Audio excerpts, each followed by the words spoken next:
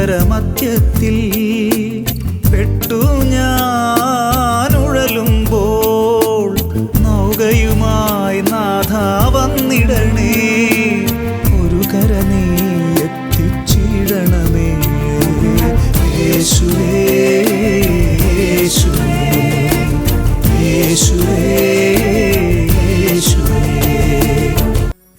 നിത്യസ്തുതിക്കേറ്റം യോഗ്യമായ പരിശുദ്ധ പരമ ദിവ്യകാരുണ്യത്തിന് എന്നേരവും ആരാധനയും സ്തുതിയും പുകഴ്ചയും ഉണ്ടായിരിക്കട്ടെ. നിത്യസ്തുതിക്കേറ്റം യോഗ്യമായ പരിശുദ്ധ പരമ ദിവ്യകാരുണ്യത്തിന് എന്നേരവും ആരാധനയും സ്തുതിയും പുകഴ്ചയും ഉണ്ടായിരിക്കട്ടെ. നിത്യസ്തുതിക്കേറ്റം യോഗ്യമായ പരിശുദ്ധ പരമ ദിവ്യകാരുണ്യത്തിന് എന്നേരവും ആരാധനയും സ്തുതിയും പുകഴ്ചയും ഉണ്ടായിരിക്കട്ടെ. സ്നേഹമുള്ളവരെ, നാം കൃപയുടെ സമയത്തിലേക്ക് പ്രവേശിക്കുകയാണ്.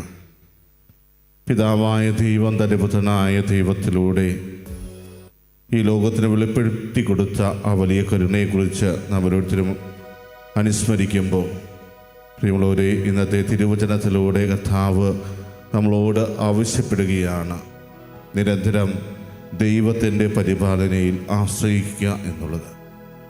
ഇന്ന് നാം വായിച്ച് ധ്യാനിക്കുന്നത് മത്തായിയുടെ സുവിശേഷം 6-ാം അധ്യായം 25 മുതൽ 34 വരെയുള്ള തിരുവചനങ്ങളാണ്.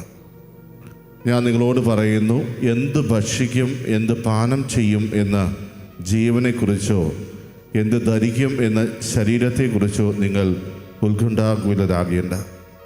ഭക്ഷണത്തേക്കാൾ ജീവനും വസ്ത്രത്തേക്കാൾ ശരീരവും ശ്രേഷ്ഠമല്ലേ? ആകാശത്തിലെ പക്ഷികളെ നോക്കുവിൻ, അവ വിതയ്ക്കുന്നില്ല, കൊയ്യുന്നില്ല, കളപ്പുരയിൽ ശേഖരിക്കുന്നുമില്ല. എങ്കിലും നിങ്ങളുടെ സ്വർഗസ്ഥനായ പിതാവ് അവയെ തീറ്റിപ്പോറ്റുന്നു. അവയേക്കാൾ എത്രയോ വിലപ്പെട്ടവരാണ് നിങ്ങൾ. ഉത്കണ്ഠ മൂലം ആയുസ്സിൻ്റെ ദൈർഘ്യം ഒരു മുഴമെങ്കിലും കൂട്ടാൻ നിങ്ങൾക്കാർക്കെങ്കിലും സാധിക്കുമോ? വസ്ത്രത്തെ പറ്റിയും നിങ്ങൾ എന്തിന് ആകുലരാകുന്നു? വയലിലെ ലില്ലികൾ എങ്ങനെ വളരുന്നു എന്ന് നോക്കുക. അവ അധ്വാനിക്കുന്നില്ല, നൂൽക്കുന്നുമില്ല. സത്യമായി ഞാൻ നിങ്ങളോട് പറയുന്നു, സോളമൻ പോലും തൻ്റെ സർവമഹത്വത്തിലും ഇവയിൽ ഒന്നിനെപ്പോലെ അലങ്കൃതനായിരുന്നില്ല. ഇന്നുള്ളതും നാളെ അടുപ്പിൽ എറിയപ്പെടുന്നതുമായ പുല്ലിനെ ദൈവം ഇപ്രകാരം അലങ്കരിക്കുന്നെങ്കിൽ അല്പവിശ്വാസികളെ, നിങ്ങളെ അവിടുന്ന് എത്രയധികം അലങ്കരിക്കുകയില്ല. അതിനാൽ എന്ത് ഭക്ഷിക്കും, എന്ത് പാനം ചെയ്യും, എന്ത് ധരിക്കും എന്ന് വിചാരിച്ച് നിങ്ങൾ ആകുലരാകേണ്ട. വിജാതീയരാണ് ഇവയെല്ലാം അന്വേഷിക്കുന്നത്. നിങ്ങൾക്ക് ഇവയെല്ലാം ആവശ്യമാണെന്ന് നിങ്ങളുടെ സ്വർഗീയ പിതാവ് അറിയുന്നു. നിങ്ങൾ ആദ്യം അവിടുത്തെ രാജ്യവും അവിടുത്തെ നീതിയും അന്വേഷിക്കുക, അതോടൊപ്പം മറ്റുള്ളവയെല്ലാം നിങ്ങൾക്ക് ലഭിക്കും. ആയതിനാൽ നാളെയെക്കുറിച്ച് നിങ്ങൾ ആകുലരാകരുത്. നാളത്തെ ദിനം തന്നെ അതിനെക്കുറിച്ച് ആകുലപ്പെട്ടുകൊള്ളും. ഓരോ ദിവസത്തിനും അതതിൻ്റെ ക്ലേശം മതി. സ്നേഹമുള്ളവരെ, ഈ ഒരു സുവിശേഷ ഭാഗത്തിലൂടെ കർത്താവ് നമ്മളെ വീണ്ടും ഓർമ്മപ്പെടുത്തുന്നത് അവിടുത്തെ വലിയ പരിപാലനയെക്കുറിച്ചാണ്. പലപ്പോഴും നമുക്ക് നഷ്ടമായി പോകുന്നതും ഈ ഒരു ആശ്രയബോധമാണ്. എൻ്റെ ജീവിതത്തിൽ ഞാൻ എന്ത് ചെയ്യുമ്പോഴും നാളെക്കുറിച്ചുള്ള ഒരു ആകുലത എപ്പോഴും എനിക്കുണ്ട്. ഇന്ന് നമ്മൾ പലപ്പോഴും കാണുന്ന ഒരു പ്രശ്നവും അതുതന്നെയാണ്. ഒരു കുഞ്ഞ് വീട്ടിൽ ജനിച്ചു കഴിഞ്ഞാൽ അത് ആൺകുട്ടിയാണെങ്കിലും പെൺകുട്ടിയാണെങ്കിലും മാതാപിതാക്കൾ അപ്പോൾ മുതൽ ആകുലപ്പെട്ടു തുടങ്ങും. ഈ കുഞ്ഞ് വളർന്ന് വലുതാകുവാൻ ഇനിയും വർഷങ്ങളുണ്ട് എന്ന തിരിച്ചറിവല്ല, മറിച്ച് ഇപ്പോൾ മുതൽ കുഞ്ഞിന് വേണ്ടി നമ്മൾ എന്തെങ്കിലും കരുതി വയ്ക്കണം, എന്തെങ്കിലും സമ്പാദിച്ചു കൂട്ടണം. അങ്ങനെ പല വിധത്തിലുള്ള ആകുലതകൾ ഓരോ ദമ്പതിമാരിലും നമുക്ക് കാണുവാൻ സാധിക്കും. ഇനി ഒരു ജോലി കിട്ടിക്കഴിഞ്ഞാൽ ഈ ജോലിയിൽ ഞാൻ എന്താണ് ചെയ്യാൻ പോകുന്നത്, നാളെ എപ്രകാരമാണ് ഞാൻ ഇതിനു വേണ്ടി തയ്യാറാകേണ്ടത്, അങ്ങനെ ഒത്തിരിയേറെ ആകുലതകൾ അവിടെയും നമുക്ക് ദർശിക്കുവാൻ സാധിക്കും. നമ്മുടെ ജീവിതത്തിൽ എന്ത് കാര്യങ്ങളെടുത്താലും അവിടെയെല്ലാം ഈ ഒരു ആകുലത പലപ്പോഴും നമുക്കുണ്ട്. നാളെ എന്തായിരിക്കും എൻ്റെ ജീവിതത്തിൽ സംഭവിക്കുക, നാളെ എപ്രകാരമായിരിക്കും ഞാൻ മറ്റുള്ളവരെ കാണുക, അവരോട് പെരുമാറുക, അവർ എന്നോട് എപ്രകാരമായിരിക്കും പെരുമാറുക, അവന് എന്നോട് ദേഷ്യമുണ്ടാകുമോ? അങ്ങനെ ഒത്തിരിയേറെ അനാവശ്യമായ ചിന്തകൾ നമ്മളെ വീണ്ടും ആകുലത്തിലേക്ക് നയിക്കാറുണ്ട്. അങ്ങനെ ഇരിക്കുമ്പോൾ പ്രിയമുള്ളവരെ, ദൈവം നമ്മോട് വീണ്ടും ആവശ്യപ്പെടുകയാണ്, നിങ്ങൾ നാളെക്കുറിച്ച് ഓർത്ത് ആകുലരാകേണ്ട യാതൊരു ആവശ്യവുമില്ല. നിങ്ങൾക്ക് ആവശ്യമായതെല്ലാം കർത്താവ് തരും. നിങ്ങൾക്കിത് ആവശ്യമാണെന്ന് കർത്താവിന് അറിയാം. നിങ്ങളെ സൃഷ്ടിച്ച കർത്താവിന് നിങ്ങളെക്കുറിച്ച് പ്രത്യേകമായ ഒരു പദ്ധതിയുണ്ട്. നമ്മുടെ കർത്താവ് ഈ ലോകത്തിൽ തൻ്റെ ഏകജാതനെ അയക്കുമ്പോൾ തൻ്റെ ഏകജാതം വഴി കർത്താവ് നമ്മളിൽ നിന്ന് എന്താണ് പ്രതീക്ഷിക്കുന്നത് എന്ന് പലപ്പോഴും വെളിപ്പെടുത്തിയിട്ടുണ്ട്. കർത്താവ് എപ്പോഴും ആഗ്രഹിക്കുന്നത് നമ്മുടെ ഓരോരുത്തരുടെയും തിരിച്ചുവരവാണ്. പല രീതിയിലും പാപത്തിൻ്റെ സാഹചര്യങ്ങൾ നമ്മളെ പാപത്തിലേക്ക് നയിച്ചിട്ടുണ്ട്. ആ പാപം നമ്മുടെ ജീവിതത്തിൽ വളരെയധികം സ്വാധീനം ചെലുത്തുന്നുണ്ട്. പലപ്പോഴും നമ്മളെ പൂർണ്ണമായും ദൈവത്തിൽ നിന്ന് അകറ്റുന്നുണ്ട്. അവിടെയെല്ലാം പിതാവായ ദൈവം ആഗ്രഹിച്ചത് താൻ തിരഞ്ഞെടുത്ത ഈ ജനത വീണ്ടും തന്നിലേക്ക് തിരികെ വരണം എന്നുള്ളതാണ്. എന്നാൽ അത് അവരെ പറഞ്ഞ് ബോധ്യപ്പെടുത്തുവാൻ പിതാവായ ദൈവം പല അവസരങ്ങളിലും പ്രവാചകന്മാരെ അയക്കുന്നുണ്ട്. പലപ്പോഴും അവരുടെ വാക്കുകൾ ശ്രവിച്ച ജനം അവരെ അനുസരിക്കുന്നതായിട്ടും നമുക്ക് പഴയ നിയമ പുസ്തകങ്ങളിൽ വായിക്കുവാൻ സാധിക്കും. യോനാ പ്രവാചകൻ്റെ ഒരു ഉദാഹരണം എടുക്കുമ്പോഴും അവിടെ കാണുന്നത് അതാണ്. നിനവേ നിവാസികളോട് ദൈവം എന്താണ് അവർക്കെതിരെ പ്രവർത്തിക്കാൻ പോകുന്നത് എന്ന് വെളിപ്പെടുത്തിയപ്പോൾ അവരെല്ലാവരും തന്നെ പൂർണ്ണമായ ഒരു മാനസാന്തരത്തിലേക്ക് കടന്നു വരുന്നത് നമുക്ക് കാണുവാൻ സാധിക്കും. പക്ഷേ യോനാ പ്രവാചകൻ അത് അംഗീകരിക്കുവാൻ സാധിച്ചില്ല. കാരണം എങ്ങനെയാണ് കർത്താവ് അവരെ ശിക്ഷിക്കാൻ പോകുന്നത് എന്നറിയുവാനാണ് പ്രവാചകൻ മാറിയിരുന്ന് വീക്ഷിച്ചുകൊണ്ടിരുന്നത്. എന്നാൽ അവരുടെ മാനസാന്തരം യഥാർത്ഥ മാനസാന്തരമാണ് എന്ന് തിരിച്ചറിഞ്ഞ ദൈവം അവരിലേക്ക് അയക്കുവാനിരുന്ന ശിക്ഷ പിൻവലിക്കുന്നതാണ് നമ്മൾ അവിടെ കാണുക. യോനാ പ്രവാചകന് അത് അംഗീകരിക്കാൻ സാധിച്ചില്ലെങ്കിലും താൻ എന്തുകൊണ്ടാണ് അവരിൽ നിന്നും ഈ ശിക്ഷ എടുത്തു മാറ്റുന്നത് എന്ന് വളരെ മനോഹരമായി ദൈവം പ്രവാചകനോട് വിവരിക്കുന്നുണ്ട്. ഇതുപോലെ മറ്റ് പ്രവാചകന്മാരെയും കർത്താവ് തൻ്റെ ജനതയുടെ ഇടയിലേക്ക് അയക്കുന്നുണ്ട്. ഓരോ തവണ അയക്കുമ്പോഴും അവർ ആ നിമിഷം അനുസരിക്കും. പിന്നീട് വീണ്ടും വീണ്ടും തെറ്റുകളിലേക്ക് വീണു പോവുകയും പൂർണ്ണമായും ദൈവത്തിൽ നിന്ന് അകന്നു പോകുന്ന ഒരു സാഹചര്യം അവരുടെ ജീവിതത്തിൽ ഉണ്ടാവുകയും ചെയ്തു. അങ്ങനെ ഇരിക്കുമ്പോഴാണ് നമ്മളെ അതിയായി സ്നേഹിക്കുന്ന ആ പിതാവായ ദൈവം തൻ്റെ പുത്രനെ തന്നെ ഈ ആളുകളുടെ ഇടയിലേക്ക് അയക്കാം എന്ന ഒരു തീരുമാനമെടുക്കുക. തൻ്റെ പുത്രൻ ഈ ലോകത്തിലേക്ക് കടന്നു വന്നു. 1030 വർഷം തന്നെ ഏൽപ്പിച്ചിരിക്കുന്ന ദൗത്യം നിർവഹിക്കുവാൻ വേണ്ട ഒരു ഒരുക്കമായിരുന്നു. എല്ലാ തരത്തിലുള്ള ആളുകളോടൊപ്പം ജീവിച്ച ഒരു വ്യക്തി, നമ്മളായിരിക്കുന്ന സാഹചര്യങ്ങളിലൂടെ കടന്നുപോയ ഒരു വ്യക്തി.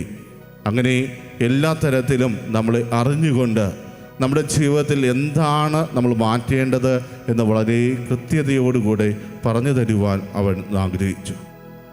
പിന്നീട് തൻ്റെ പരസ്യ ജീവിത കാലം മുഴുവൻ പുത്രനായ ദൈവം ചെയ്തത് അതാണ്. തന്നെ ഏൽപ്പിച്ചിരിക്കുന്ന ആ ദൗത്യം നിർവഹിക്കുന്നതോടൊപ്പം തന്നെ നമ്മളെപ്പോലുള്ള മനുഷ്യരെ വീണ്ടും നന്മയിലേക്ക് ശരിയിലേക്ക് തിരികെ കൊണ്ടുവരാൻ ആഗ്രഹിച്ചുകൊണ്ട് നമ്മുടെ ജീവിതത്തിൽ നമ്മൾ ഓരോരുത്തരും പാലിക്കേണ്ടത് നിയമങ്ങളെക്കുറിച്ച് സംസാരിച്ചു. നമ്മുടെ ജീവിതത്തിൽ നമ്മൾ വളർത്തിയെടുക്കുന്ന സ്വഭാവ സവിശേഷതകൾ എങ്ങനെയുള്ളതായിരിക്കണമെന്ന് നമ്മളെ പഠിപ്പിച്ചു. അതുപോലെ തന്നെ ദൈവത്തിൽ എപ്രകാരമാണ് നാം ഓരോരുത്തരും ആശ്രയം വയ്ക്കേണ്ടത് എന്ന് പഠിപ്പിച്ചു. പ്രിയമുള്ളവരെ, ആ ഒരു പഠനമാണ് നമ്മൾ ഇന്ന് വായിച്ചു കേട്ടത്. മത്തായിയുടെ സുവിശേഷം 6-ാം അധ്യായം 25 മുതൽ 34 വരെയുള്ള തിരുവചനങ്ങളിൽ കർത്താവ് കൃത്യമായിട്ട് പറയുന്നു, ദൈവപരിപാലനയിൽ നീ ആശ്രയിക്കുക.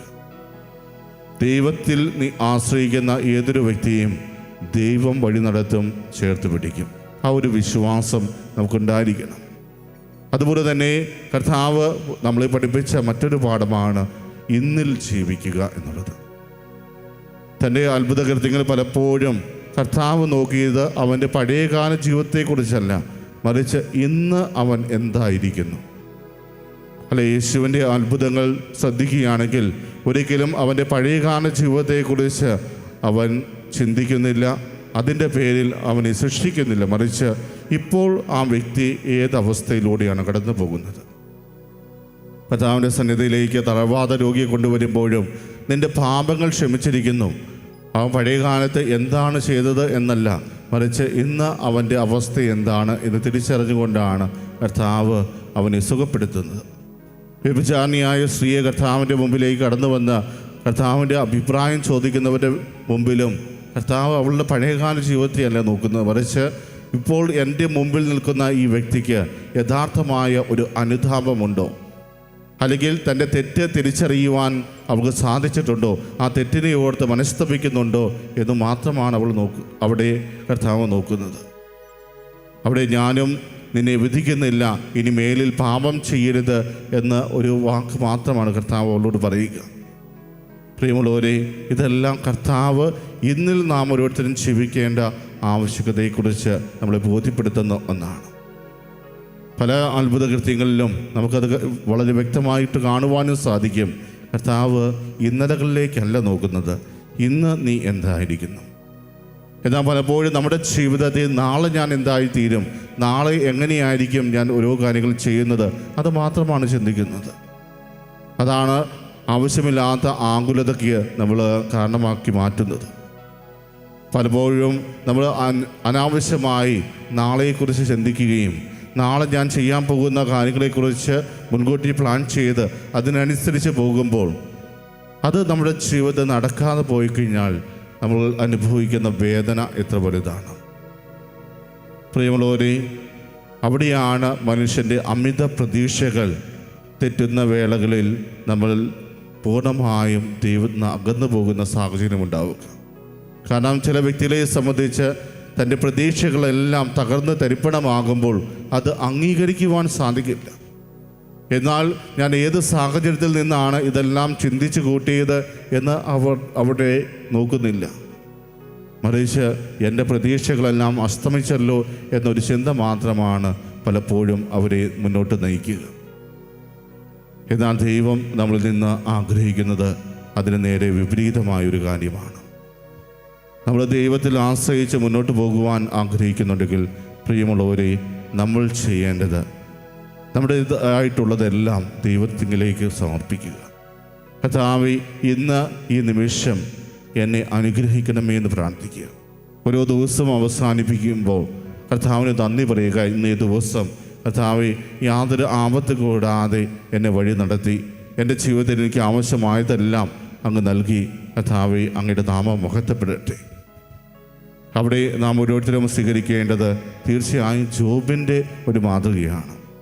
ജോബിൻ്റെ ജീവിതത്തിൽ ഒത്തിരിയേറെ നഷ്ടങ്ങൾ സംഭവിച്ചപ്പോഴും ഒത്തിരിയേറെ നേട്ടങ്ങൾ ഉണ്ടായപ്പോഴും ജോബിന് പറയുവാനുണ്ടായിരുന്നത് ഒരേ ഒരു കാര്യമാണ്: ദൈവം തന്നു, ദൈവം എടുത്തു, ദൈവത്തിൻ്റെ നാമം മഹത്വപ്പെടട്ടെ.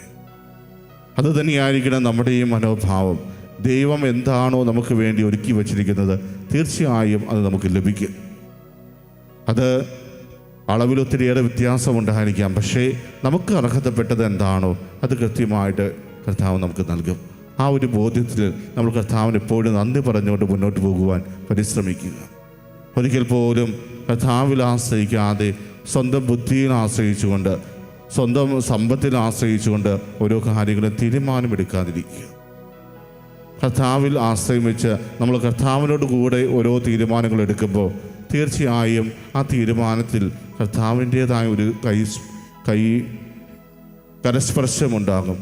അവിടെയാണ് കർത്താവിൻ്റെ ആ അനുഗ്രഹം നമ്മുടെ ജീവിതത്തിൽ പൂർണ്ണമായിട്ട് ലഭിക്കുക. ആ ഒരു ബോധ്യം നമ്മൾ വളർത്തിയെടുക്കുക. പ്രിയമുള്ളവരെ, ഒരിക്കൽ കൂടി നമ്മുടെ ജീവിതത്തിൽ മത്തായിയുടെ സുവിശേഷം 6-ാം അധ്യായം 25 മുതൽ 34 വരെയുള്ള തിരുവചനങ്ങൾ വായിക്കുവാനും ആ ഒരു വചനഭാഗത്തിലൂടെ കർത്താവ് എന്നോട് എന്താണ് പറയാൻ ആഗ്രഹിക്കുന്നത് എന്ന് സ്വയം വിചിന്തനം ചെയ്യുവാനും നമുക്ക് പരിശ്രമിക്കാം. ഈ ഘടനയുടെ തിരുമണിക്കൂർ അവസാനിച്ചതിന് ശേഷവും നമ്മുടെ വ്യക്തിപരമായ പ്രാർത്ഥനയുടെ വേളകളിൽ ഒരിക്കൽ കൂടി ഈ ഒരു വചനഭാഗം വായിക്കുവാൻ ഇതിൽ പങ്കെടുക്കുന്ന എല്ലാവരും ഒന്ന് പരിശ്രമിക്കുക. തീർച്ചയായും നമ്മുടെ ജീവിതത്തിൽ നമുക്ക് വേണ്ടി കർത്താവ് കരുതിയിരിക്കുന്ന ആ വലിയ ദൗത്യം എന്താണെന്ന് തീർച്ചയായും കർത്താവ് നമുക്ക് വെളിപ്പെടുത്തി തരും. ആ ഒരു ബോധ്യത്തോടെ ഈ കർത്താവിൻ്റെ തിരുമണിക്കൂറിൽ നമ്മളെ ഓരോരുത്തരെയും കാത്തു പരിപാലിക്കുന്ന നല്ലവനായ തമ്പുരാന് നന്ദി പറഞ്ഞുകൊണ്ടും കർത്താവിൻ്റെ അനന്തമായ കാരുണ്യത്തെ ഓർത്ത് കർത്താവിനെ സ്തുതിച്ചുകൊണ്ടും നമുക്ക് ദൈവത്തെ മഹത്വപ്പെടുത്താം. നമ്മളെ ഓരോരുത്തരെയും അനുഗ്രഹിച്ച നല്ലവനായ തമ്പുരാന് നമുക്ക് പ്രത്യേകം നന്ദി അർപ്പിക്കാം. കർത്താവ് തിരുവചനത്തിലൂടെ നമ്മളോട് ആവശ്യപ്പെട്ടതുപോലെ എപ്പോഴും ദൈവത്തിൽ ആശ്രയിച്ച് ജീവിക്കുവാനും നമ്മുടെ ജീവിതത്തിലെ അനാവശ്യമായ എല്ലാ ആകുലതകളെയും കർത്താവിൻ്റെ കരങ്ങളിലേക്ക് സമർപ്പിച്ചുകൊണ്ട് കർത്താവെ കൂടുതൽ പ്രത്യാശയോടെ ഞങ്ങൾ മുന്നോട്ട് പോകുവാനും ഞങ്ങളുടെ ജീവിതത്തിൽ എപ്പോഴും അങ്ങയുടെ അനുഗ്രഹദായകമായ സാന്നിധ്യം ഉണ്ടാകുവാനും അനുഗ്രഹിക്കണമേ എന്ന് പ്രാർത്ഥിച്ചുകൊണ്ട് നമുക്ക് അവിടുത്തെ ആശീർവാദം ഏറ്റുവാങ്ങാം.